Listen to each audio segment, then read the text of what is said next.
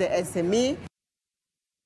Well, that move there, of course, is sent to benefit small businesses, SMEs and MSMEs. And speaking of those people, Kenya is set to join the rest of the world in celebrating the International Day of Cooperatives, locally known as Ushirika Day, on the 1st of July 2017 at Uhuru Park. That is this Saturday. The theme of this year's celebration is inclusion, well, to ensure that no one is left behind.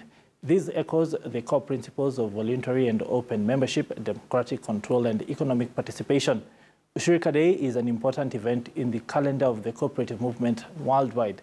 It is marked to reflect on the contributions made by the movement in improving the living standards of communities around businesses, of course, and right across the world. According to the Principal Secretary of State, Department for Cooperatives, Ali Nur Ismail, cooperatives in Kenya are a success which has earned the country #1 ranking in Africa and the 7th best globally.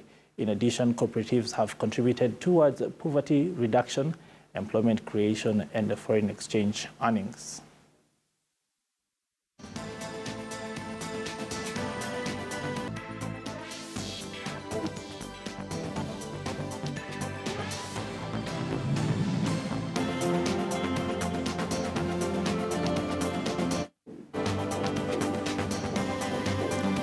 Well, that gentleman himself is here in studio, Ali Nur Ismail. He is the PS4 Cooperatives. It, of course, is a part of the Ministry of Trade Industrialization. It's a long title right there, sir. But karibu sana. Asante. Also, of course, accompanying you is Dolphin Arumo. She is the Director of Cooperatives in Nairobi County. Yes. Thank you, too, for coming. Yes. I think a good place to start for us is to, of course, take stock of where the cooperative movement has gotten Kenyans so far. The fact that indeed, for a lot of people, this has been a bedrock of their existence and for their livelihoods.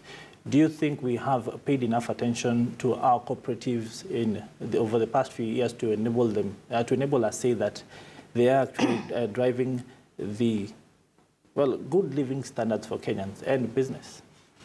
Thank you, Peter. Yes. Yes, I think the answer to your question is yes, of course.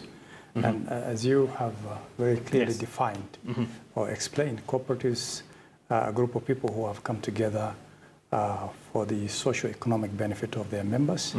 And the key bedrock of cooperatives really is participation by the members and democratic control in the sense that regardless of what shares you have, whether I have 1 share or you have 10 million shares, we exercise that 1 vote as a member. The role of the government in this respect, really, cooperatives being a voluntary association of people, has been to provide that enabling environment for cooperatives to thrive so that the members can actually carry on their cooperative business.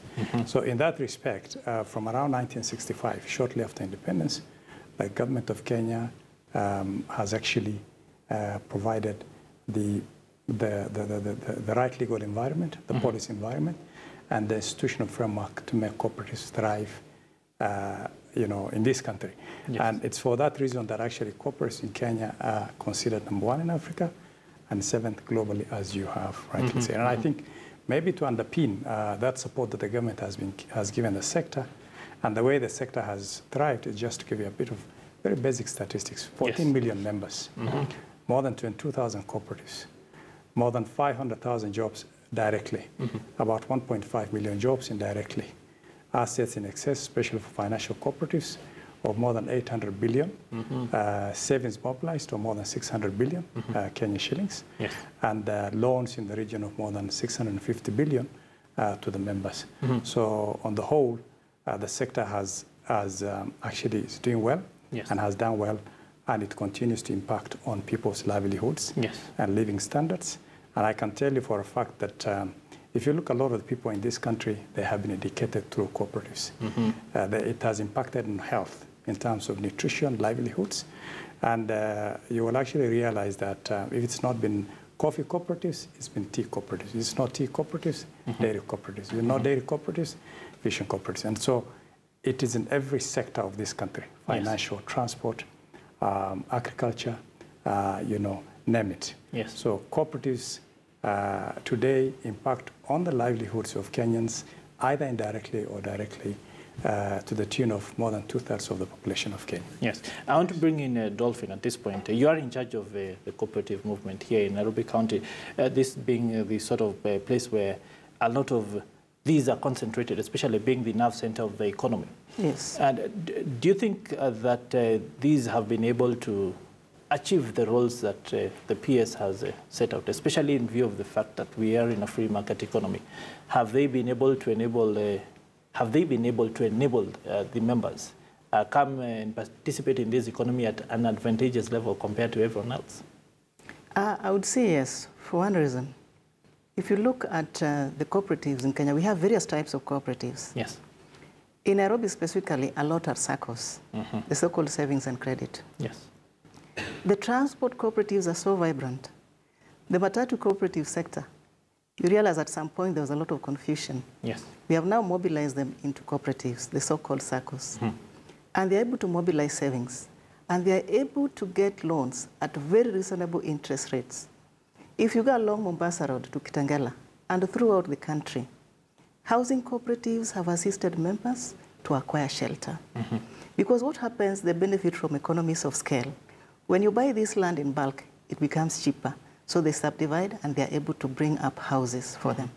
And in our training sessions, we normally encourage them, other than mobilizing the savings, they also need to make good use of the loans that they take. The bottom line is, at one point or the other, the people who are employed will at some point retire. So what is the point of retiring? To go home to the village? You can still take care of yourself here. Yes. But if you have shelter, somebody is not knocking on your door every month to pay rent, then I think you're good to go. So I would say we have done so much as a cooperative sector.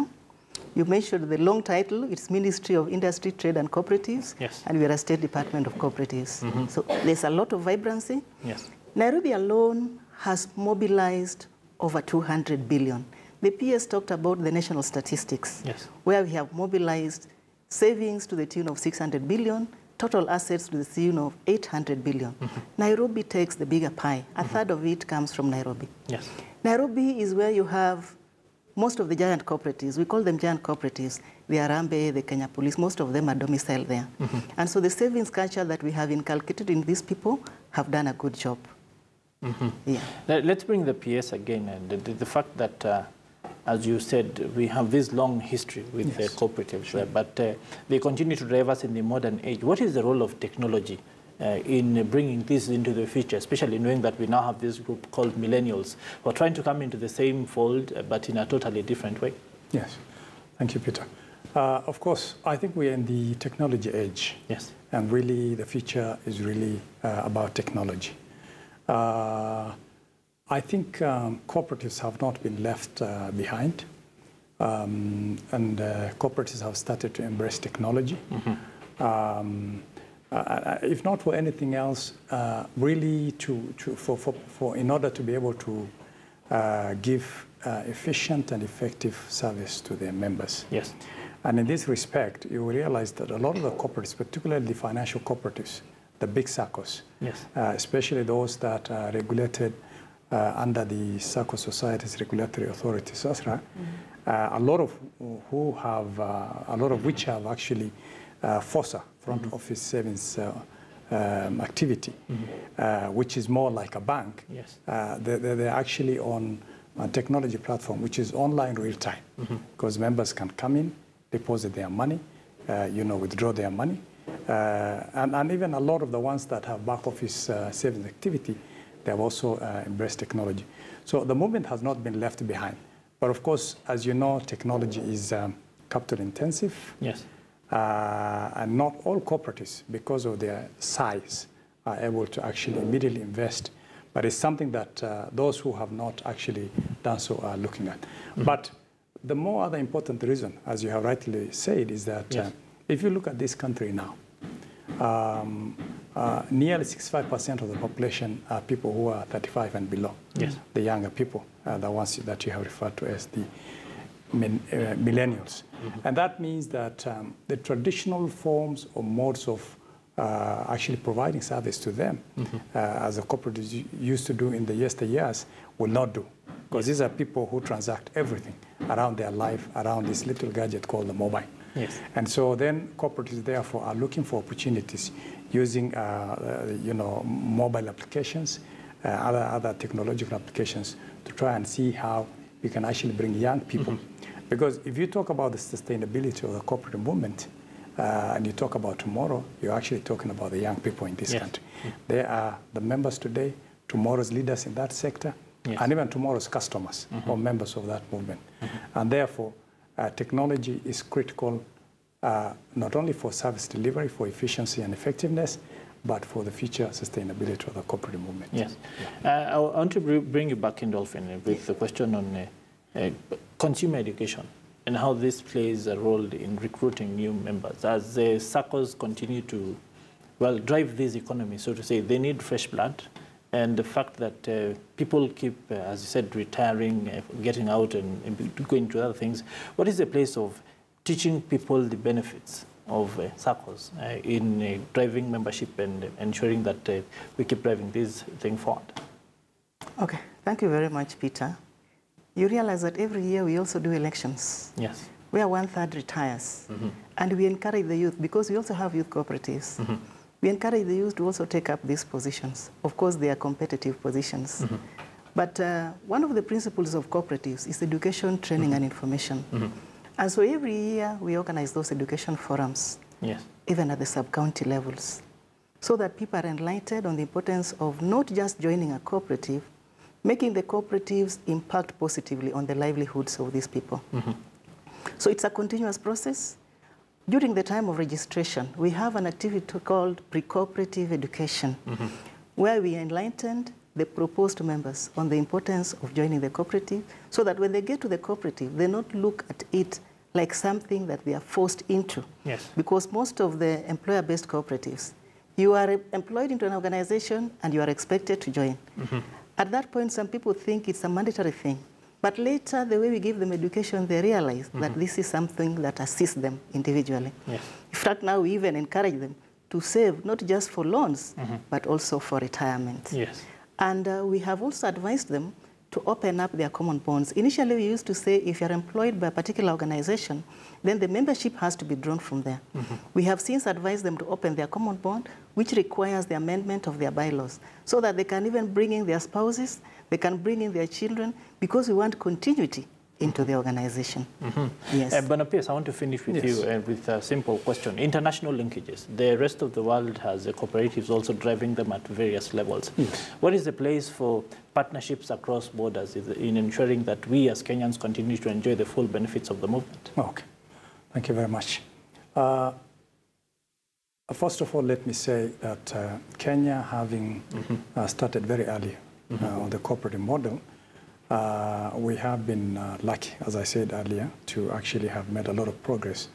As a consequence, Kenya actually has been a beacon in terms of learning best practice for the Africa continent. And in that respect, we have been instrumental in actually starting up or helping a number of African countries to start their cooperative business model.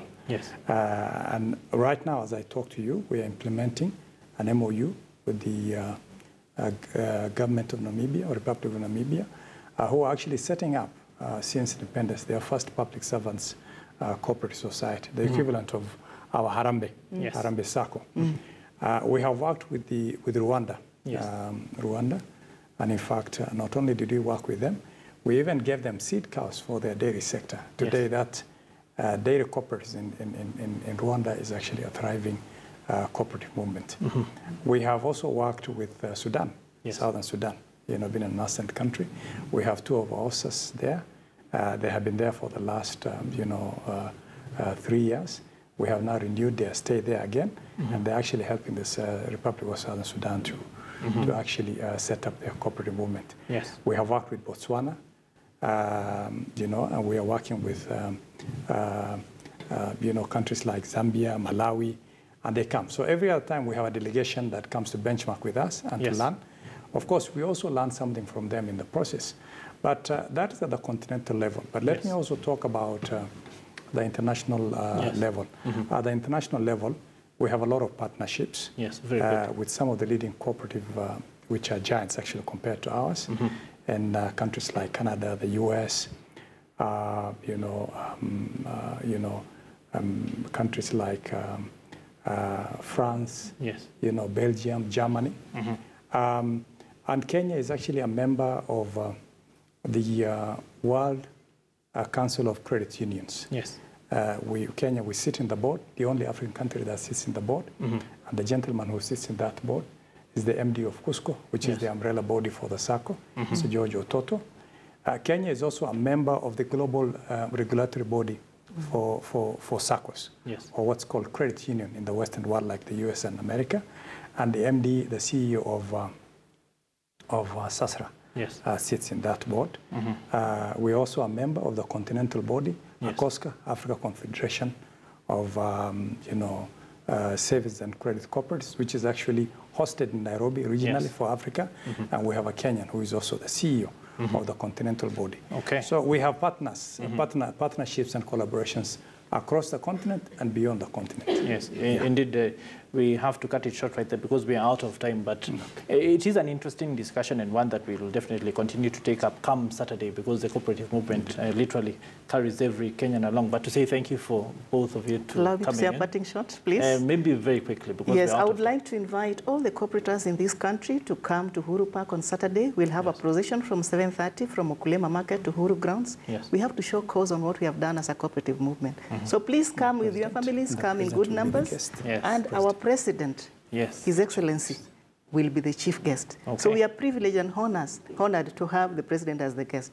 Okay. Please come in good numbers. Yes, thank indeed. Well, as I was saying, thank you very much for taking the time to come in. And just remind our viewers, of course, that the chief guest of that event will be the president. So, of course, do take the time to turn out in large numbers. We now want to proceed on a short commercial break, but on the other side of that break, of course, we will be coming at you with several more discussions on, well, various insights on KTN Business Today. But before we go, to remind you of our Twitter poll question.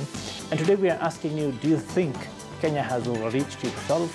Well, in the early oil export scheme. Do reach out to us. The hashtag is Business Today. Reach out to me directly on @Peter Akabao, through the Twitter handle @KTN News. Again, do you think government was overambitious with the early oil program?